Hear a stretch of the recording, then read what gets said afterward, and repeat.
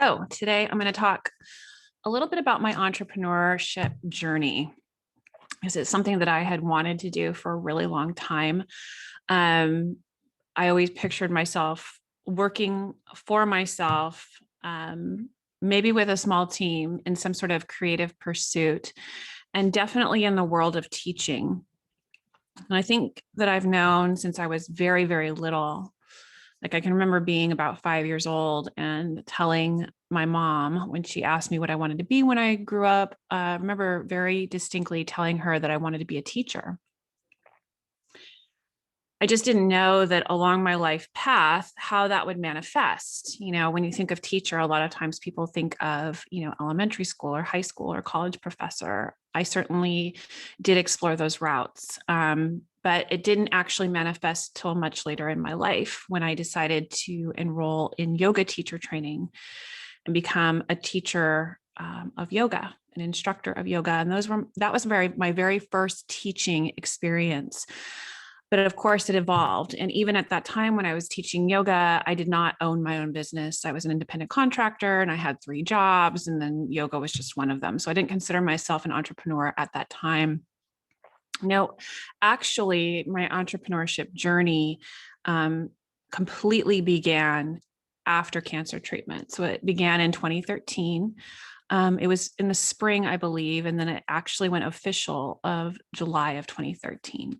So the story kind of evolves from being a yoga instructor. When I made that decision to go to yoga teacher training in 2005, I had been practicing Bikram yoga for about 3 years, I want to say, and very, very dedicated, extremely dedicated practice, 5 times a week. And I was living in San Diego when I first was exposed to Bikram yoga, even though I'd been practicing yoga for a really long time before then. It was in San Diego, in La Jolla. That's when I discovered Bikram yoga, which is a completely different kind of yoga, a different flavor of yoga, if you will, than I had been exposed to. So a little bit about that. It's extremely hot. It's the same 26 postures and 2 breathing exercises that are taught every single time. The room is usually around 100 to 105 degrees. The humidity is very, very high. So it's a very sweaty, hot yoga class. In a Bikram class, you will hear the same dialogue every single time from the instructor. There isn't a lot of, of the instructor's voice or words that are their own. They actually learn a specific script to say. So that was my first exposure. They'll stand on a podium. It's a 90-minute class. And again, it's 26 postures and 2 breathing exercises. And it's the same sequence every time you go. It starts the same, it ends the same, and it always moves in that same format. And it doesn't matter if you're practicing in California or in Germany or in Dubai. If it's a Bikram class, it's always going to be that same 26 and 2. You're going to have that dialogue that sounds very much the same no matter where you go. The heat will be the same. The postures will be the same.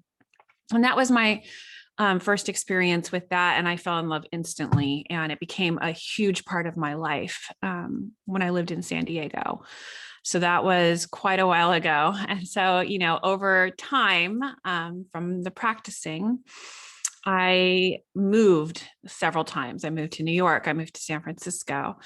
And eventually ended up deciding to go to teacher training in 2005, which was at that time held in Los Angeles at the Bikram headquarters, which was on La Cienega Boulevard.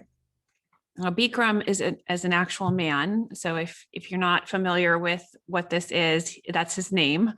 And there's been a lot of news about him, I'd say, in the last 10 years that it's not been favorable. But back then, it was before all of that, right? It was before all of that. So at that time, he's a man, he's a teacher. There's this method. It's the yoga. It changed my life. Changed my body, it changed my mind, it changed everything. And I was very, very, I loved it. I just loved it. And so I left my career as an event planner in San Francisco, saved my money. And in spring of 2005, I moved down to Los Angeles temporarily to go through the 9-week training course, which was 6 days a week and pretty much all day long, every one of those days, with Sunday being the only day that we didn't go to headquarters and practice and learn the dialogue and all of that. So I tell you all this because it's critical for you to know this part as it pertains to my entrepreneur journey, because if I hadn't gone through that teacher training and become a yoga teacher, a Bikram yoga teacher, I wouldn't be where I am today with the consulting practice that I developed and the business that I opened several years later, 8 years later. So the training itself is extremely rigorous. Like I said, it is like 12 hours a day of practice in a hot room, 2 yoga classes a day. So that's 3.5, 4 hours of yoga a day, because you're doing the class twice and it's 90 minutes each. And it always went longer because he taught a lot of the classes, and his senior teachers and his wife and all these people would teach the classes. So they would go on really long. I should also add that there were over 300 people in my training. So 300 bodies in a hot room doing, 4+ hours of yoga a day. And when we weren't doing that, when we finally rehydrated and showered, and that's, a whole other story, we were back in that room learning this dialogue, which was a 90-minute script that we all had to memorize. And it was all the postures and the breathing exercises and how he wanted you to say it. So we would do posture clinics where we would learn the dialogue, do the posture, practice teaching others. And eventually at the end of 9 weeks, you will have memorized this 90-minute dialogue, this sequence. And so that was quite an evolution for me, and a huge transformation took place in me as I went through that training. So even if I never became a teacher after that experience, it still would have changed me so much, because prior to that, I had a horrible fear of speaking in front of people. It went beyond like your normal stage fright, which a lot of people have, but like literally being in classrooms, having to raise my hand or saying my name in front of people, or being in a circle and having to say, what's your name and where you're from. I would literally feel like my heart was going to pound out of my chest. I would feel like I was going to faint. I really had this very strong fear of everybody looking at me. And then, saying something and really being afraid to speak in public. Even if it was just a tiny group of people, it was like the pressure of it was too much for me. And I would get so incredibly terrified. And I avoided it at all costs. I would never volunteer to speak. And if there ever was a public speaking situation, I tried not to do it. And I'm not alone in that fear. It's one of the number one fears that are out there over death. But for me, it was just like, even in a small group of people, I would have this horrible anxiety and fear around it. So you can imagine being asked to speak in front of 300 people, or even to memorize something and present it to people that I've never seen before in a room where we're having to practice and I'm having to instruct. It was such an obstacle. And yet the growth that took place during that 9 weeks was astronomical for me in terms of psychologically. I overcame my fear of public speaking. I overcame this sense of like not worthy enough to speak in front of people. I got comfortable with people looking at me and not feeling insecure about it. Like I could handle people looking at me. And that seems like a really strange thing to say, but a lot of us, especially women, feel that way, where it's really uncomfortable to have all these people looking at you. And I was one of those people beforehand. And then after the training, I got so much more comfortable and confident, allowing others to look at me and not feeling like I should shrink from all of this, or I wanted to stay hidden for some reason. I'm not sure where that comes from. But anyway, I overcame that fear. And the reason I was able to overcome it is because I loved the yoga so much, and it had done so much for me physically and mentally and emotionally, just even in my practice before I got to the training. I loved it more than the fear and the pain and the scariness of public speaking. So to me, it was worth it to go through this in order to teach this to other people. And I think that's a really important thing to note as we traverse challenging, difficult, can I do this experiences. A lot of times you will rise to the occasion when the pain of not doing it is worse than the pain of doing it. So like for me, I wanted to be a yoga teacher so badly, and I wanted to share this practice with people so badly that I was able to overcome the other fear that was really painful and scary. It trumped it, and gave me the backbone I needed to move through it and get past it and get comfortable with it. And did it happen overnight? No, I was scared to death all those times in that 9 weeks. And I never felt comfortable doing it. But over time, I got better at it, got better at it, because I cared more about the teaching than I did about my discomfort or the pain or the fear. And so that's something to think about, when you push your edges like that, a lot of times it's because you care more about what that thing that you're trying to pursue is, rather than this fear or this pain or this struggle you're in trying to overcome it. So that's the story of how I became a Bikram yoga teacher. I got through the training. I memorized everything. I did really well. I'm really good at memorizing, scripts and lines and all of that. It's easy for me. And then the teaching part, I kind of grew into that as time went on, and I went on to teach classes for studios. Well, so um, in that whole trajectory, not only did I develop my sea legs with speaking and instructing, I rediscovered that I had always wanted to be a teacher. Like I forgot that I loved doing that's what I was put here to do. And so we can flash forward to another time in my life, and there's so much in between here, from the teaching experience to when I landed at Mindbody. So Mindbody is the software company I worked for.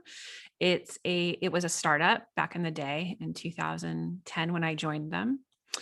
I was a single mother, newly divorced. My baby was only 18 months old, and she had a lot of health issues. And I was navigating that while starting a full-time job at a company. All I knew was that it was yoga software. And I knew that because I had taught Bikram yoga and had been a student at many Bikram yoga studios before that. And I knew that this was the software system they all used to check us in and for us to register for classes. And so when I figured out that Mindbody was located in San Luis Obispo, I was 30 minutes from there at the time, having just moved in with my mother in Paso Robles after my divorce, with an 18-month-old baby who had issues.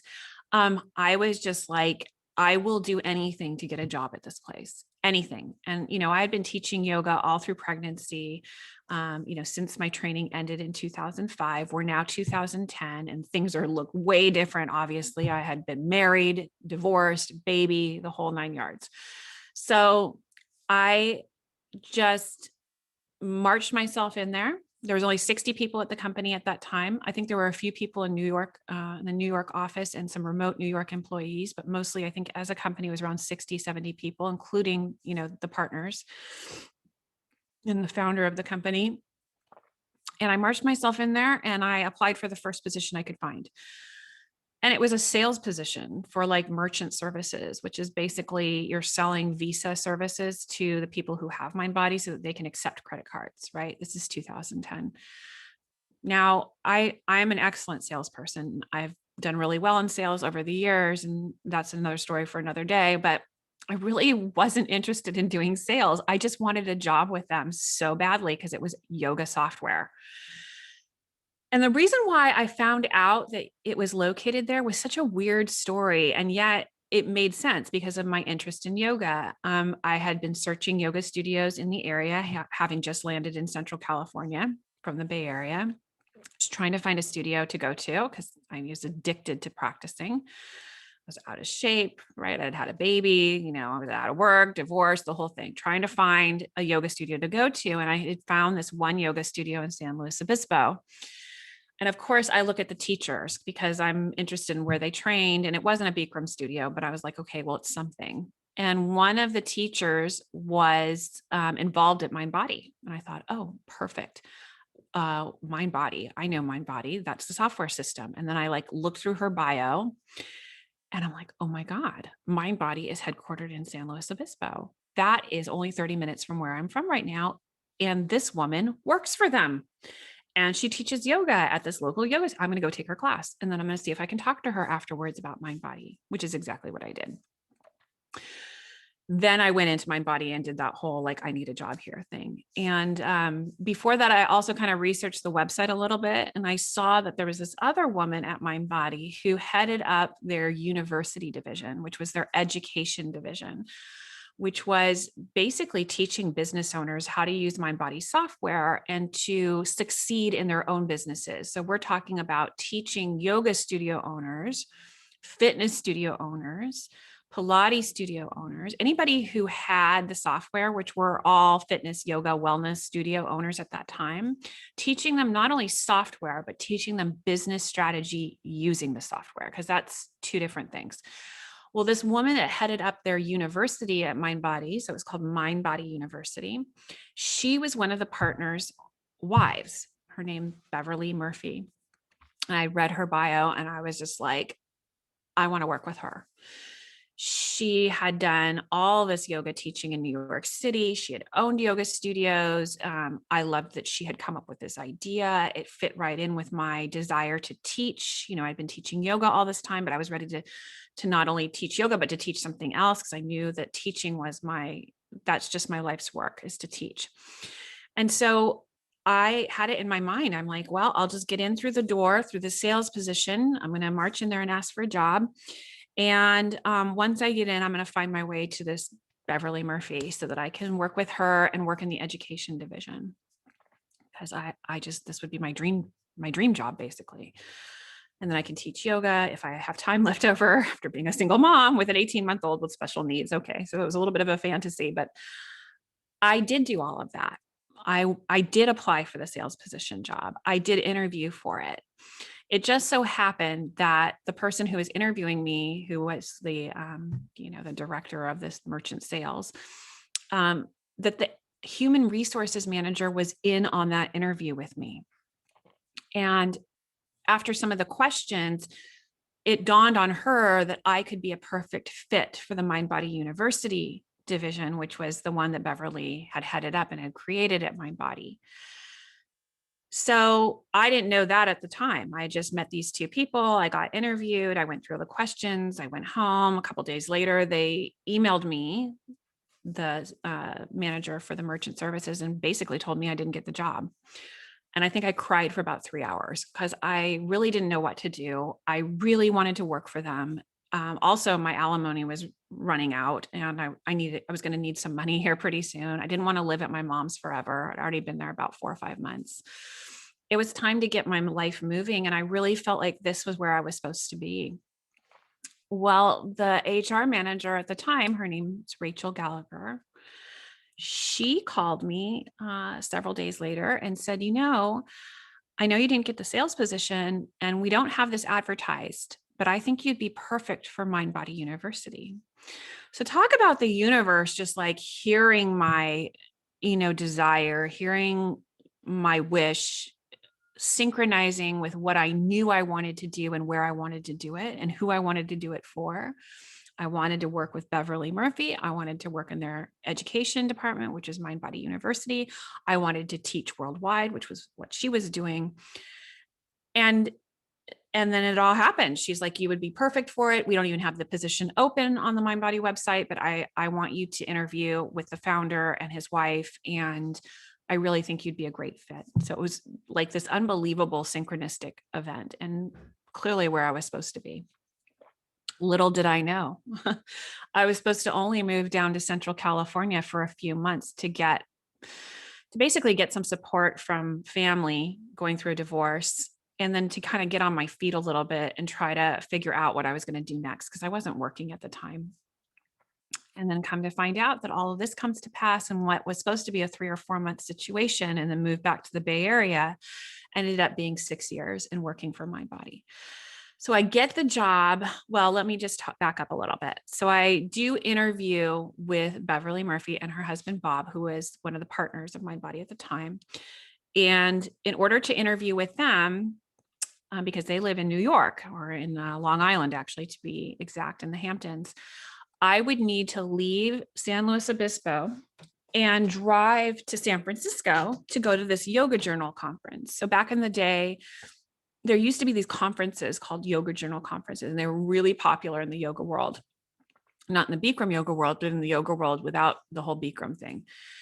And there was a magazine that went along with it, and the conferences attracted all the famous yoga teachers worldwide. And then there was all these classes and this beautiful marketplace with all the yoga gear. And it was like this amazing thing. And I loved it, and I'd never been. And so they said, they're only going to be in town a couple of days to attend this conference, and they want to meet you personally. Can you drive up there and interview? Didn't even have a car. So going through the divorce, we had sold my car before we were married. I didn't even have a car. I had to rent a car and drive from Paso Robles to San Francisco, which I did, arrive at a hotel, the Hyatt Regency back then, right there on Market Street, and then navigate my way and try to find the Mindbody booth, and then ask where Bob and Bev were. And I ended up finding them and meeting them. And we set up an interview for the next day to meet at their hotel, because they were staying down the street, to have a coffee interview at like 8 a.m. in the morning. So I walk in there to this other hotel. I can't remember which one it was, but it was a few hotels over, and meet in the restaurant. And, suffice to say, we had like an instant affinity. It was like an instant chemistry, especially me and Beverly. Bob and I got along, but it was different. It was more like Bev and I really had a chemistry right away. And she asked me a lot of questions about my work and what I had done in the past. And it was exactly what she was looking for this education department, and what she had in mind for it. So it just happened to be that I ended up being the right person for her goals for the department, which was great. And so it was wonderful. It was a great interview.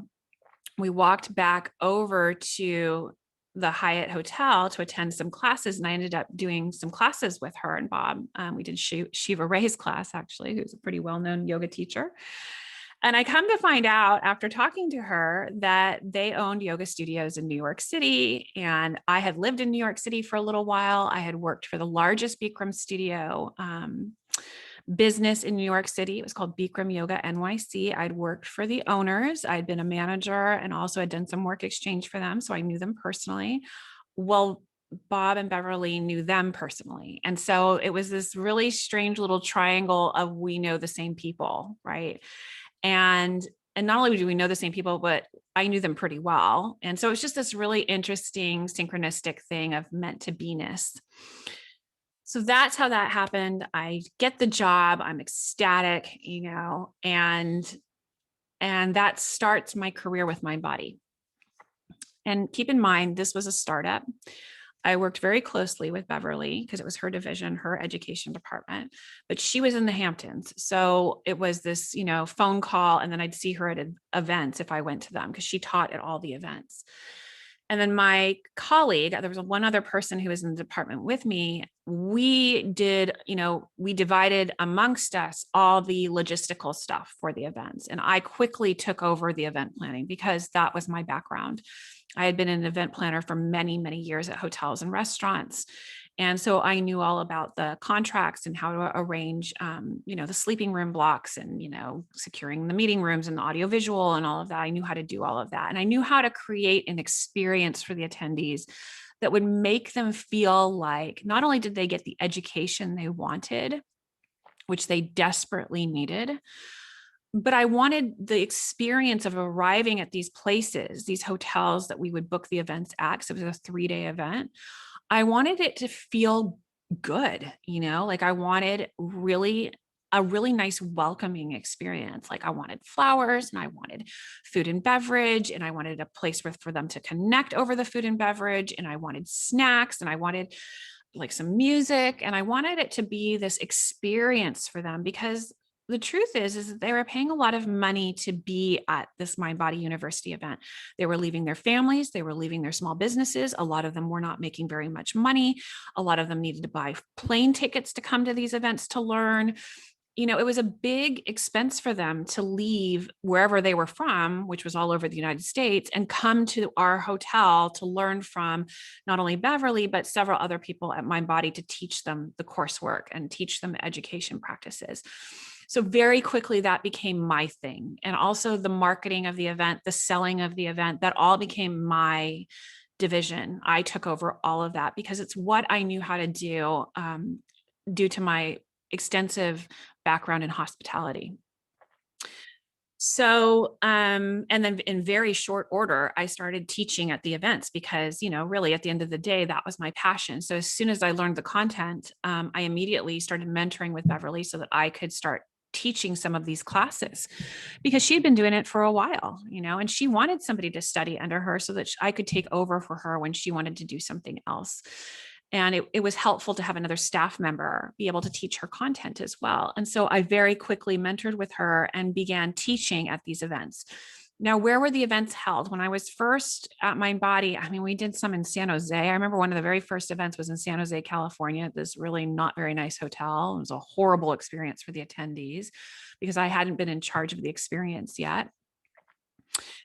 And then I remember one at Pismo Beach, which was very close to San Luis Obispo at actually a really, it's not like a nice hotel. It has gotten nicer over the years, but it was oceanfront. So it felt like a destination and a vacation for them.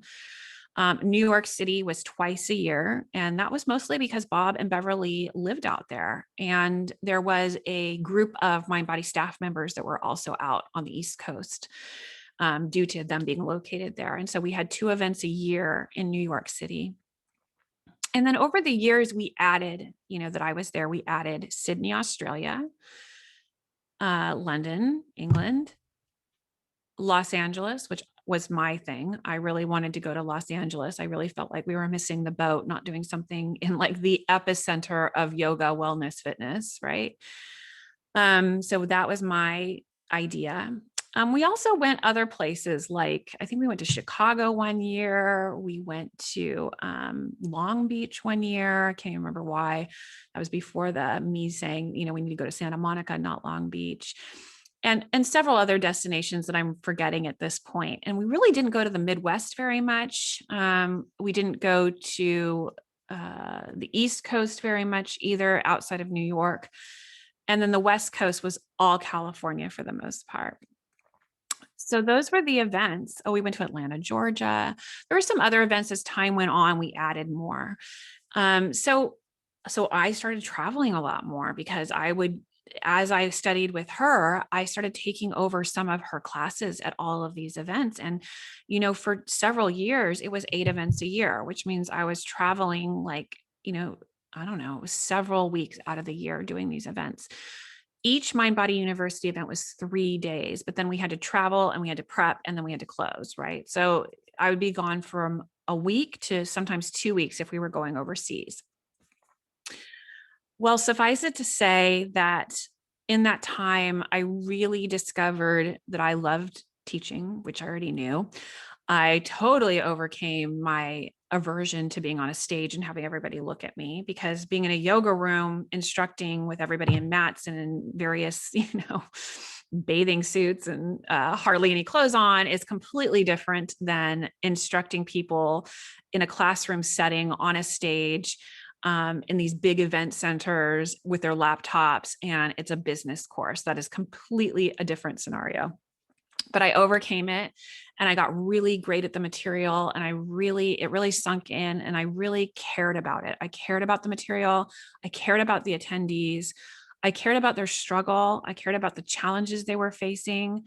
I truly loved instructing them on how to market better, how to sell better, client experience, and then the metrics that they need to look at every month to see how well things were going for them. In addition, I got really good at one-on-one consulting, because part of these events, there was a certain part of my time when I wasn't teaching where I had to sit at a table and take appointments one after another privately. with people who booked the appointments with us in advance. So it was a very intense 3 days of work. We'd be exhausted afterwards. And yeah, it was the most amazing boot camp for me in terms of learning how to create my own clientele, my own business, my own style, really understanding the content, owning the content, and being able to teach it really well. If it's a group of 150, all the way down to private, like just you and me together, let's work this out. So it was this incredible boot camp for that. So I did that for 3 years. 3 years I did that. And there's so much more to this story. My body grew, the education department grew. I was very successful at selling and marketing these events. I did many different things that had never been done before in order to get the attendees to the events. I hit certain quotas and I got commissioned from it. But it was more than that for me. For me, it was more like this mission to help them get empowered, because these events changed their businesses. They went from just sort of using the software and limping along in their businesses to fully using the software, fully understanding how to run a profitable business, using these great business strategies that have been proven, to making lots of money, taking care of their families, taking care of themselves, taking care of their communities, and literally spreading fitness and wellness in their communities, becoming these incredibly inspiring entrepreneurs, right? So for me, that was everything. And so that was the drive behind my ability to sell. I believed in it, and I wanted it for every single MindBody user. I really felt that everybody needed this. And it just made such a huge difference. And we saw that time after time with their testimonials and how grateful they were and how they wish they had come sooner. All of these things really taught me a lot about the power of education, the power of community, the power of networking, that power of having a group of people that understand you, where you can trade ideas, but also learn this incredible content and then do it yourself and come back and share as well, because we learned from them so much. We learned so much from the attendees as well as they put these practices into place. So, life goes on, company's growing, I'm doing well, living on my own down in San Luis Obispo, and I get cancer. So that's another story that I tell in a different episode. And it's a whole year of getting through that and struggling and challenge, and how MindBody, the leadership team, the founder, Rick Stolmeyer, Bob and Beverly Murphy, they just got behind me. To this day, it almost makes me cry because it was so compassionate. They just got behind me, and they stood behind me and they said, we will do whatever you need. There's no disability. We're going to continue to pay you. We'll help you get to the events. We want you there. We want you to teach. We love you. It was just like this incredible thing that I don't know if that happens, out there in the world. But because of that really authentic, true, caring nature of the leadership team, I will always respect them from this other level of just, not only were they successful in terms of growing this company and leading this company, but I just respect them as human beings in the way they did it. Like that deep well of compassion that they showed me is extraordinary. And you don't see that out there enough, I don't think. So because of that, and because of the way I navigated my own challenge, and because of my own desire and the way it changed me, when I came back out of that experience in 2013, so 2012 was the cancer year. 2013, I was done with treatment, and I spent a few months working from home, developing a consulting manual for Beverly. That's what she had wanted. And then it just became very apparent to me and to them that it was time for me to open my own business and become a freelance consultant and work for myself. And I was really scared. I mean, obviously, I'd just been through this horrible health challenge. Never had I, cared about health insurance as much as I did in that year, because cancer treatment is extremely expensive if you don't have health insurance. Thank God I did. So I was scared, working for a company was protective in many ways. And yet there they were behind me saying, you're ready, you're ready, you're ready, you're ready to own your own business, Nicole. You're ready to have your own practice. You're ready to do this. And we will send you clients. We want you to continue working with MindBody clients. You're amazing at it. You're doing well. You're ready. You have everything you need. You know, Bev had trained me. I mean, from top to bottom, I had mentored with her for 3 years. I knew everything I was going to need to know. And then I had come through my own cancer treatment, and that had shifted my priorities to wanting to be home, wanting to have my own schedule, wanting the flexibility to pick up and drop off my now 4.5-year-old from preschool and kindergarten and beyond. Like I knew that I wanted to be more present in her life, and I didn't want to be going to an office every day. I also knew that I had it within me to be an entrepreneur. Not only have I always been passionate about entrepreneurship, because to me, it's about taking an idea and making it reality. And I'm all about that. And I'm passionate about small business owners. I love hearing their stories, but also I knew within myself that I was meant to do that because I had the discipline to do it. And I had the education behind me to know how to do it. I knew how to market. I knew how to sell. I knew how to deliver the service that they wanted. Excuse me. I was really good at it. Still am very good at it because I come from this very deep well of empathy for them. And so I can meet them where they are. And I'm not talking above them or below them, but we're on the journey together rather. And I think that's what's made me successful with what I do. In any case, they got behind me, they sent me the clients and they said, you can do it. You can do it. They pushed me out of the nest and I was scared, but I did it. And I created a website and I continued to contract with them. They would pay for me to travel to the 8 events a year and all expenses paid. Plus I was paid for my time. And at every single one of those events, I got new clients because, you know, there's nothing like being on a stage in front of everyone, delivering this powerful business strategy with empathy and compassion and true understanding of what they need.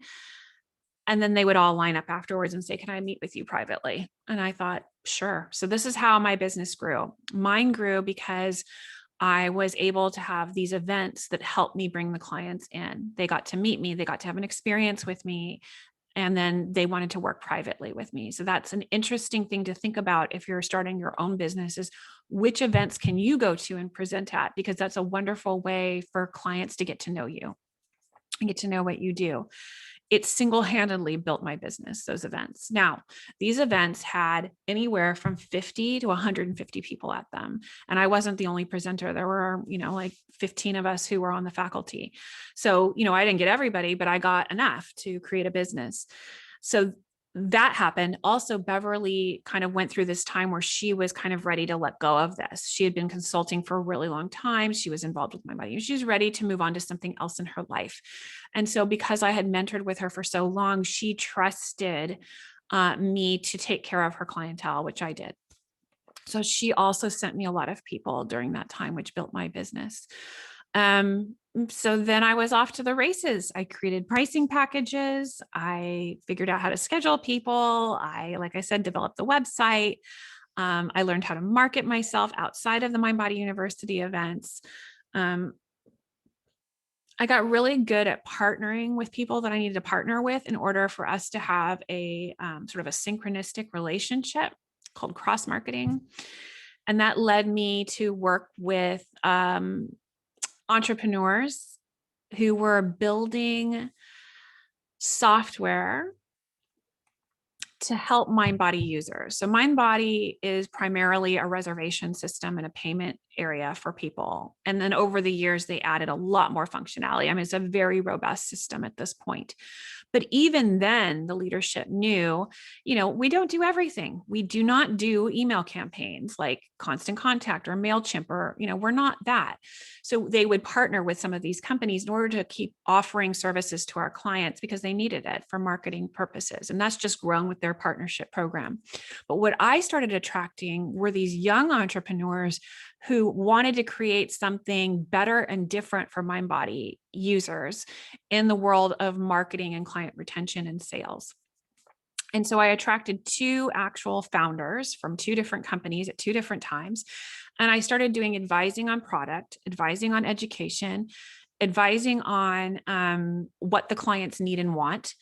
and what they don't care about. So I had this deep client insight that they needed in order to develop their products and to make them more interesting to mind body clients, to yoga studio owners, bar fitness, CrossFits, etc. So in software speak, I was advising founders who were building software on the MindBody API. They were building software that would be integrated with MindBody, that would add value to MindBody and to MindBody clientele. And that was a super fun way to use my expertise. I really enjoyed working with founders on their products. I enjoyed working with them on the education component of their product so that their users would get the most out of whatever product they were creating. Because that's the disconnect a lot of times, is that they have this powerful tool, but they don't really know how to use it. And they don't have the best practices in which to implement this new product, this new software. They don't have the full philosophy that goes around the product, right? It's like having the tool, but not understanding how you use the tool in the framework, right? And you have to remember, the people that buy the software, MindBody people, which they've now expanded into beauty, into massage, and all these other areas. And even this applies there too. 99.9% of the people who have been my clientele over the last 10 years, they are not software people. You do not open a fitness studio because you are a software guru. You do it because you love teaching, or you love the practice, or it's changed your life in some way, or you're a healer, or, for massage therapy. I've worked with people who have opened, the one founder of the first more modern meditation studio in the entire United States. She isn't a software guru. She loves meditation. It changed her life. She had a fashion background, so she knew how to create an experience for people. So you have to remember who your audience is too. And I did know the audience. I did understand where they were coming from. They weren't techie. They weren't software. Now there was like a small percentage that are, or their significant other was, or their son was, and that's who helped them out. But a lot of them are not. And so coming from this place of, I'm like you, and I'm going to teach you the business strategy that works for thousands of entrepreneurs like you. Plus, I'm going to show you how to use the software within the framework. When I use that, because I'd been a yoga teacher, I'd worked at yoga studios, I'm not a techie person. I was able to meet them on their level, and I still continue to meet them on their level. And when I work with founders who are a little bit more techie because they're building software and they understand that part of things, or they know in their mind what they want to create because what they're seeing out there doesn't quite fit the bill for what they would have wanted. It's also talking to them at this level of business person to business person, but educating them on who this clientele is and what they care about and what their struggles are and what their challenges are, and that their technology know-how isn't where yours is. And so how do we educate them so that they can get the most out of this and really see the value, and it really helps their business grow and they feel happy using it and they get it, right? So how do you come at them from that perspective? So that's how my business was created. That was in 2013. It's now 2021. I've been doing it for quite a long time. I haven't run a report lately, but I know I've worked with over 10,000 MindBody clients worldwide, from, Saudi Arabia, all over Europe, Asia, obviously Australia, New Zealand, all of the United States, and a lot of Canada, Mexico, you name it. Most countries, I have clients there, or have over the years. And I've done it all just like how I'm telling you. It was this evolution of each thing getting me ready for the next step, with some synchronistic events that happened in between, plus my desire, my mission was to empower them. It was never about making money. I did make good money for a single mom as a consultant raising my child who had special needs on my own. Yes, I did make pretty good money. It was great. For many, many years it was. I definitely had times where it wasn't great, because as my clientele changed and what happened with them, so did my income sometimes. Also, I had to learn and fail along the way. And I did fail, things that I created that didn't land, that didn't work for them. And then I ended up getting some consulting myself finally, which I would highly recommend, to get mentored yourself, and was able to create some other types of programs and services that did super well. Creating an online course, creating a webinar program, creating a membership. These things were really, really pivotal to the success of my business. So a lot has been learned through this evolution. And I'm right now in an evolution of taking my consulting practice and what I've learned along the way, and now evolving it to this wider audience of all of you. And what I care about most, and what this podcast is about, it's about rebirth. It's about evolution. It's about the challenges in our life and how they change us, how they direct us forward, how they become the pivot point for something new to emerge, and whether you take that opportunity. Because each one of our challenges can be seen as an opportunity to grow, an opportunity to change, an opportunity to transform, and to move forward in this other way, and to maybe serve in a bigger way also than maybe we've ever served before. To have empathy in a way that we've never had empathy before because we've been there, and how you reach people from that place when you've truly walked the walk. So that's what this show is about. That's what I love. I love the challenge stories. I love the transformation stories. And then I like taking it to that next step of, and what did you do with that? Where did it take you? What do you want to do with it? Like, those are the questions I like to ask. And I really like helping people kind of decipher what they got out of it and intuitively guide them towards maybe their next big thing, whatever that is, whether that's a work thing, a relationship thing, personal, professional, doesn't really matter. For me, it's like, what are you going to do with that opportunity? And where did it take you? And I love hearing the decisions that were made, the priorities that got reset, the purpose that came out of it. That to me is magic. It's gold. Now, do we get purpose and joy and transformation out of incredibly happy things? Of course we do. But I think for me, what resonates is the challenge, what we do with the struggle. And so that's what this is all about. And that's how my journey evolved. And like I said, without the struggle, without that fear of overcoming public speaking, which was debilitating, like painful, like how constricted would I have been had I not taken the opportunity to train and teach Bikram yoga for 9 weeks in a hot, sweaty room with 300 other people in Los Angeles in 2005. Who would I be today? Closed up, maybe constricted, or maybe I would have taken an opportunity at another time. But it was that thing, that love, that desire. It was that respect for the practice that overcame the pain and the fear I had around public speaking, of being seen. So I guess what I would ask is, what has it been for you? What did you love so much that you were willing to overcome whatever it was to get to it? Because we all have that drive. Same with building the practice, building my business, and taking that leap from secure job as a single mom, which I keep saying it, but when you're a single mom, you are very vulnerable. You don't have a partner with an income who is supporting you. And even if you receive child support and alimony, that can be taken away.